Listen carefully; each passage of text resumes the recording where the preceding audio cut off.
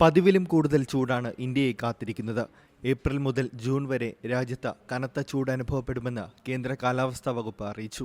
മധ്യ കിഴക്കൻ ഇന്ത്യയിലും വടക്ക് പടിഞ്ഞാറൻ സമതലങ്ങളിലും ചൂട് വർദ്ധിക്കുമെന്നാണ് അറിയിപ്പ്. രാജ്യത്തിന്റെ മിക്ക ഭാഗങ്ങളിലും സാധാരണയേക്കാൾ ഉയർന്ന താപനിലയായിരിക്കും അനുഭവപ്പെടുക. കാലാവസ്ഥാ വകുപ്പ് മേധാവി മൃത്യുഞ്ജയ് മൊഹപാത്രയാണ് ഇക്കാര്യം വിശദമാക്കിയത്. ഒഡീഷ, പശ്ചിമ ബംഗാൾ, ബീഹാർ, ജാർഖണ്ഡ് സംസ്ഥാനങ്ങളിൽ ഏപ്രിൽ മാസത്തിൽ അതികഠിനമായ ചൂട് അനുഭവപ്പെടുന്ന 6 ദിവസങ്ങളുണ്ടാകുമെന്നാണ് പ്രതീക്ഷിക്കുന്നത്.